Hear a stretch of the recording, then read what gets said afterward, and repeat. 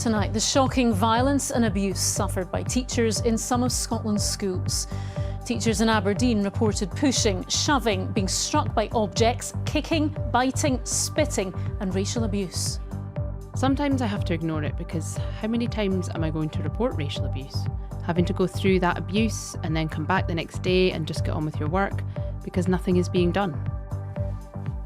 Also on tonight's programme, we'll have the latest on the arrest of Lord Mandelson on suspicion of misconduct in public office. The BBC apologises for not editing out a racial slur from its BAFTA's coverage after a guest with Tourette's shouted out when two black actors were on stage. We speak to the head of CalMac as the new Islay ferry is finally delivered 15 months late. And in sport, this season's intriguing Premiership title race continues. We'll reflect on another weekend of twists and turns. Hello, I'm Laura Miller. This is Reporting Scotland.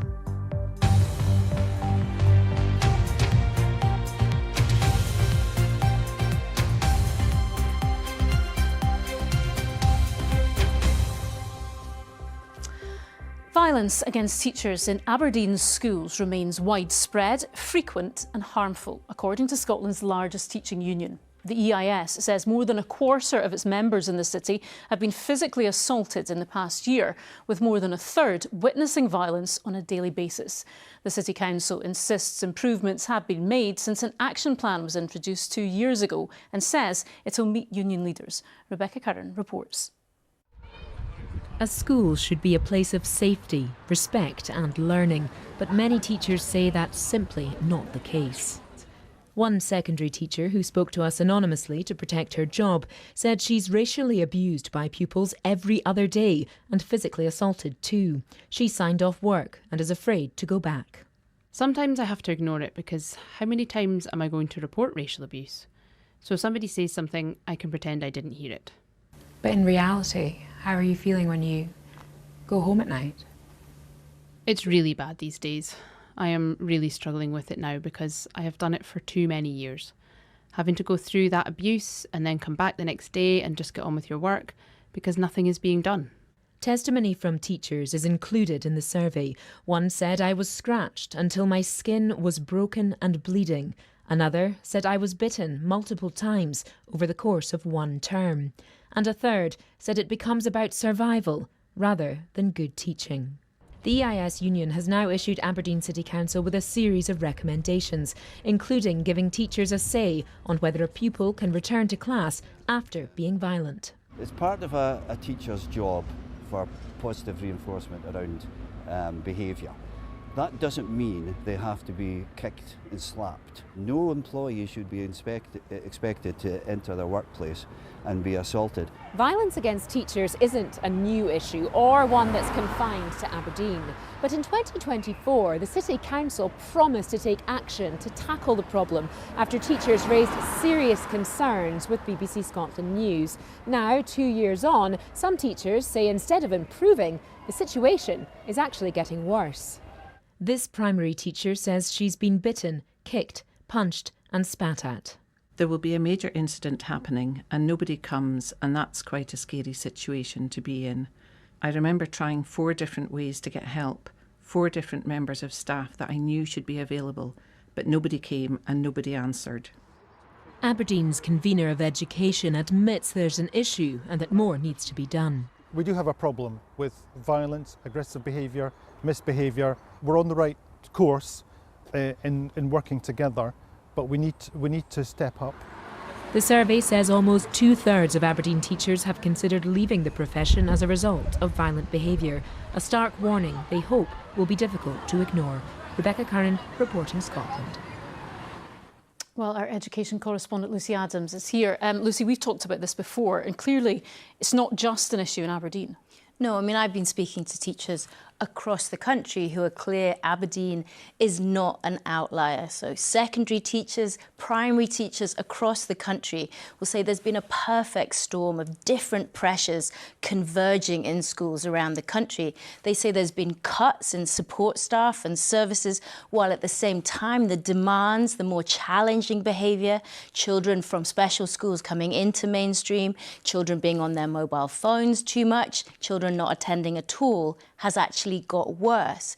Now, over the recent years, local authorities and head teachers, they say, have focused too much on reducing exclusion. So saying we're trying to keep all the children in the schools. Last summer, the Scottish Government published new guidance on behaviour in schools, and part of that was making clear that there are times when consequences have to be used, including exclusions. But teachers at the chalk face say this is just not filtering through and it's not helping them do their job safely. OK, Lucy, thank you. Lord Mandelson has been arrested on suspicion of misconduct in public office. The ex-US ambassador had been under investigation over allegations he shared market-sensitive government information with Jeffrey Epstein while a minister.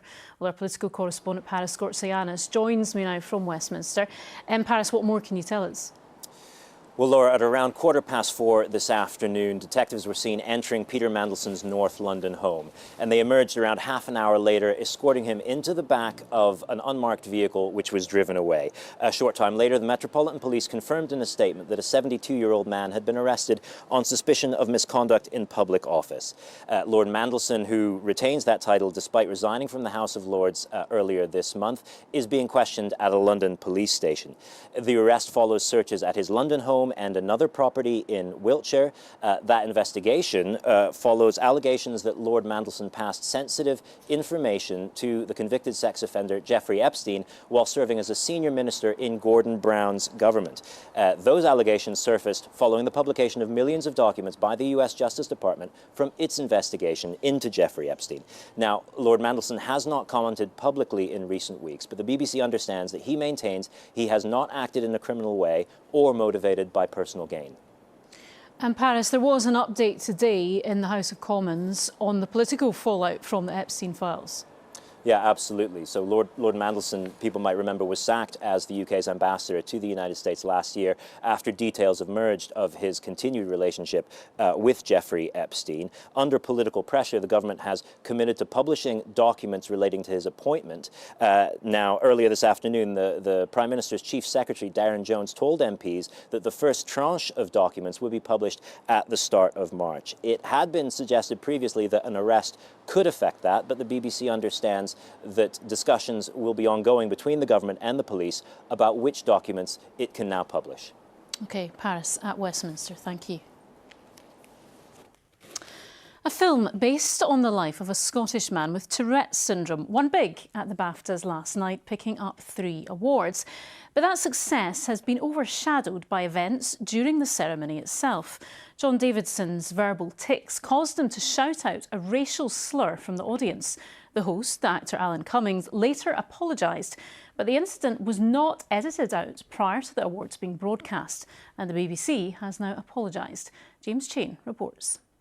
John Davidson has been described as an ambassador for Tourette's. On the BAFTA red carpet last night, it was no different. There's still a lot of awareness still to be, done, and we need to be taking this to the next level again and have people being accepted for who they are in this country, Get lost. Look at him. The movie I Swear tells his life story, growing up in Galashiels with a condition that causes involuntary words, sounds and movements which aren't a reflection of what's going on inside. Can't help it. As the actors Michael B. Jordan and Delroy Lindo presented one of the other awards, with Mr. Davidson in the audience, he shouted the N-word. We're not broadcasting the word, but this was the moment it happened. We're here to celebrate. It prompted an apology from the host, Alan Cumming. The person who has Tourette's syndrome has no control over their language. We apologise if you were offended. and also an explanation from the award-winning actor who portrayed him. It's not shouting obscenities. It's not, it's not being abusive. And so, if it can lead to a deeper understanding of Tourette's syndrome and what tics actually are, then I think if our movie is a part of that conversation, then that's a really incredible thing. But there was still shock. Hollywood production designer Hannah Beachler was in the audience and accused the organisers of a throwaway apology. Actor Wendell Pierce called it infuriating that the first reaction wasn't a full apology to the two stars on stage. There was, however, understanding that the words were involuntary, and campaigners say they hope it's a moment that will help everyone else understand what people with Tourette's go through. If people had actually watched the film, then they would realise that it's total involuntary. He can't help this. It's part of who he is. Think how he is feeling today, with all this going on. There is also significant criticism of the BBC for broadcasting the word, despite a 2-hour delay between the ceremony and the programme.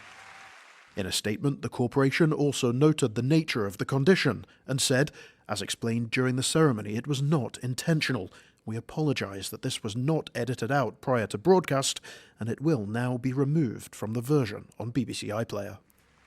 They wouldn't comment on what discussions took place prior to broadcast, or on claims they did cut comments from one winner who said Free Palestine. I Swear beat big Hollywood talent last night, but for the makers of this Scottish film, it means major success has come mixed with multiple controversies. James Chain, reporting Scotland. And just to say, in the last few minutes, BAFTA has released a statement apologising unreservedly to the actors Michael B. Jordan and Delroy Lindo and all those impacted. To some of the day's other stories now. And a witness has told a court that she saw a woman cowering in the arms of the man accused of killing her on the night she fell from a bridge. Daisy White said Kimberly Milne was trapped as she was being held by Lee Milne against the wall of a carpet shop in July 2023. Kimberly died after being struck by multiple vehicles on the A90 in Dundee. Milne denies culpable homicide and a separate charge of domestic abuse at several properties in the city. Police Scotland is investigating after Rangers players JD Gassama and Manuel Fernandes shared screenshots of racist abuse aimed at them on their social media accounts after yesterday's match in Livingston. Rangers have described the abuse on Instagram as unacceptable and reported it to the social media parent company Meta. The club said the accounts appear to be anonymous and are not connected to the club in any way, adding that their immediate priority is the well-being of the players involved. A review of evidence in the unsolved murder of a Glasgow businessman is taking place 23 years after his death. Alexander Blue was found badly beaten outside his home in Glasgow's West End in June 2002. The 41-year-old, who ran a company called the Taxi Centre, died in hospital 2 days later from severe head injuries. Despite repeated police appeals, no one has been charged over the murder, and the case remains unresolved after 2 decades. And pubs in Edinburgh will be allowed to stay open later during this summer's Football World Cup. All premises which normally show televised sport will be covered by a general licence extension from the City Council. It'll apply to all games in the tournament, not just the Scotland matches, which kick off at 11 p.m. and 2 a.m. Pubs in Glasgow, Aberdeen and the Borders have already been given the green light to stay open until half an hour after the final whistle. Now, the boss of CalMac says its new Islay ferry should be carrying passengers by the end of March and will make a big difference on the route. The vessel was built in Turkey but should have been completed more than a year ago. It arrived in Scotland yesterday. Here's our transport correspondent, David Henderson. A brand new ferry for CalMac. The MV Isle of Isla's tied up at the quayside in Greenock after a storm-filled journey all the way from Turkey. CalMac's had a long wait. This vessel's 15 months overdue because of problems at the shipyard. But for the ferry operator's boss today, relief and delight. It will make a massive difference. For a start, she's a modern, reliable vessel. She's a large vessel. She takes 450 people or 100 cars, 14 trucks.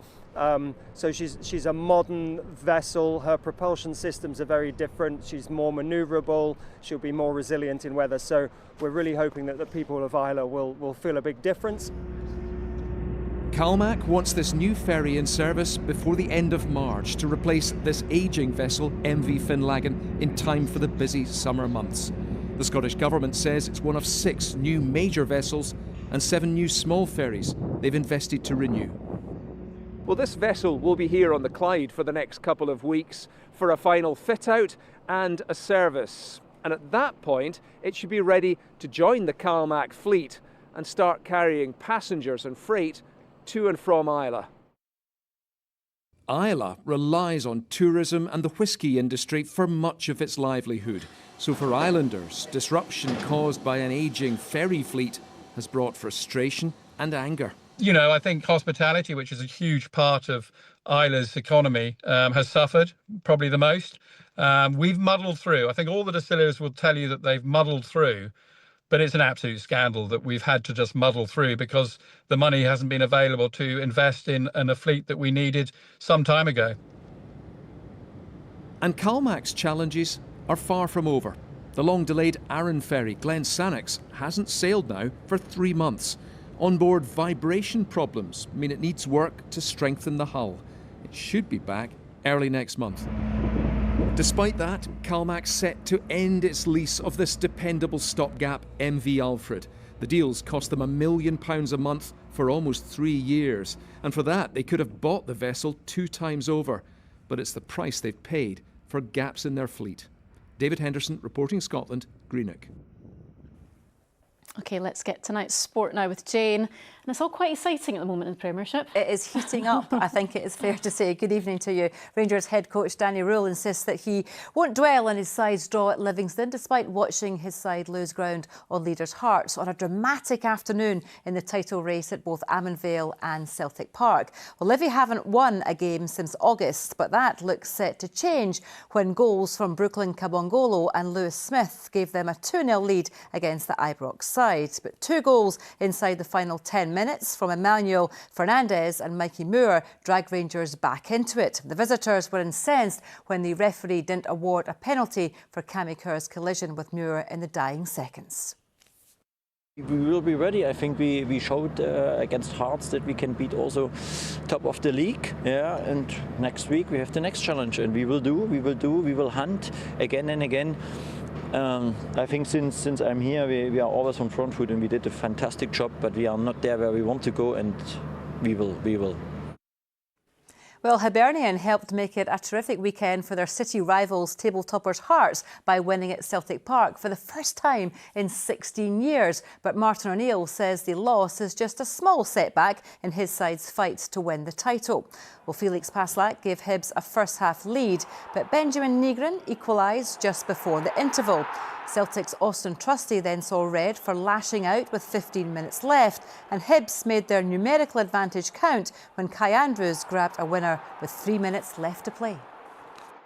Well, and I've never been confident in that sense. You know, confidence is something that if you were 15 points clear, then you can be confident in something. We can still chase it down. That's the point. We've been chasing well for endless months now, and that's the whole point. Said to you, and there isn't much room for error, but we can still fight back. Well, Hearts had already stretched their lead 24 hours before the Old Firm slipped up with a 1-0 win over Falkirk. Islam Chesnikov scored the only goal of the game at Tynecastle. Performance though of the weekend went to Motherwell as they thrashed St Mirren 5-0. Aitor Bjorgolfsson's strike was the pick of the bunch. The Saints are appealing the red card shown to Richard King for his off-the-ball exchange with Callum Slattery. It leaves the table looking a little bit like this. Hearts now 4 points clear of Rangers. Celtic are 2 back with a game in hand. Glasgow's Big Two meet at Ibrox on Sunday. And could Motherwell make a title challenge? They'll be just 7 points behind Hearts if they win their game in hand. So who will come out on top in May? It's a question football fans up and down the country are pondering. And we've been asking some former players who they're backing to lift the Premiership trophy. I'll say Celtic. I think they've got the manager, they've got the character of Martin O'Neill. They've got good players. A few times in the season they've been, the gap has been 10 points. They've managed to a game in hand, and there could be only 3 points, so they're still in the mix. Hearts. Because? I just think Derek McInnes is such a good season this season. Yes, they've got quite a few injuries, but every time they have the injuries, they seem to have players that will come in and have got a point to prove. And I just think they'll be strong enough. I still think Rangers will get over the line. Don't get me wrong, I think they've made hard work of it. But when I look at both our two big Glasgow teams, I think they've been caught up with each other and forgot that Hearts are there. They're in a good position, but I still think Rangers will pick them. And just a quick apology, in our table we showed you in that earlier story we had a second and third place in the incorrect position, so apologies for that. To athletics now, and Megan Keith says she was in shock as she set a new European 10-kilometre record in Castellón. Her time of 30 minutes, 7 seconds took 1 second off the previous record set by fellow Scot Eilish McColgan. Well, the 23-year-old from Inverness finished 4th in the Spanish road race. McColgan had previously reclaimed the record in Valencia in January, 7 days after it was broken. Well, Keith finished 10th in the 10,000 metres on the track at last year's World Championships in Tokyo. I'm just carrying out my winter and spring training as I normally would, which normally entails more volume and not feeling super fresh. So you don't generally expect to be breaking records at this time of year. So I'm hoping it's just a welcome bonus on my way to the big goals in the summertime. Now, finally, here's something a little bit different. Here's the former Celtic manager, Brendan Rodgers. If you've never quite seen him before, Rodgers, who left Celtic last year, there he is, dressed in traditional dress by his new club in Saudi Arabia, Al Qadsiya. It was part of their celebrations honouring Founding Day. He looks quite the part in his new home in the Middle East. Oh, he looks quite dapper, doesn't he? He looks quite happy about it too, doesn't he? Why not? Thank you, Jane. Chris, just the normal suit for you, though. Yes. You look lovely, though. Yes. Back to the weather. Yeah. There was some sunshine around too. today. Yeah, lovely picture from one of our weather watchers on the Murray Coast. And not as much sunshine tomorrow, though, Laura. Thank you very much indeed. And now, very good evening to you. Let me show you the weather graphics that we had coming up earlier. There we go. There was some sunshine around today. And as we go through the next few hours, we'll see cloud increasing. So we've had showers and cloud around today, and the showers and the cloud will increase somewhat overnight tonight. But for the week ahead, we've got areas of low pressure arriving off the Atlantic, bringing weather fronts and rain. So this is the picture through the course of this evening. We've got cloud and showers, and then the rain, a rain band working northwards. It's a warm front, and that means it will be fairly mild overnight for much of the country. Temperatures holding at around 5 to 8 Celsius, a touch colder there in the Northern Isles. And tomorrow we're in warm sector conditions between the warm front and the cold front, so we'll be mild, but rather cloudy and grey actually. And with the thickest cloud, there'll be some low cloud mist and murk, some spots of drizzle, and then later on, the trailing cold front bringing some outbreaks of rain towards the west coast and through the Highlands and Islands. Sunshine very much in short supply. So this is the picture mid-afternoon tomorrow. You can see temperatures up to around 11 or 12 Celsius. With the thickest cloud, a few spots of rain. A little bit of brightness towards the Murray Coast. That could lift temperatures up to around 13 Celsius. Not too bad at all, but elsewhere, cloudy, outbreaks of rain and breezy on the west coast. Same too across Orkney and Shetland. So a very different day here tomorrow compared with today. Tomorrow evening and tomorrow night, we hold on to that wet weather across the northwest. We hold on to the mild air. So overnight tomorrow night, some parts holding it in double digits as the overnight low. That means it's another mild day to come on Wednesday, but another cloudy one. Outbreaks of rain almost anywhere, really. And temperatures, once again, are reaching around 10 to 12 Celsius come mid-afternoon. And then towards the end of the week, we've got low pressure. Could well bring a spell of wet and windy fare, but its exact track at the moment still open to doubt. We'll keep you posted, of course. That's the forecast for now. Laura. Thank you, Christopher. Now tonight's main news again. Violence against teachers in Aberdeen schools remains widespread, frequent and harmful, according to Scotland's largest teaching union. The City Council insists improvements have been made since an action plan was introduced 2 years ago and says it will meet union leaders. And Lord Mandelson has been arrested on suspicion of misconduct in public office. The ex-US ambassador had been under investigation over allegations he shared market-sensitive government information with Jeffrey Epstein while a minister.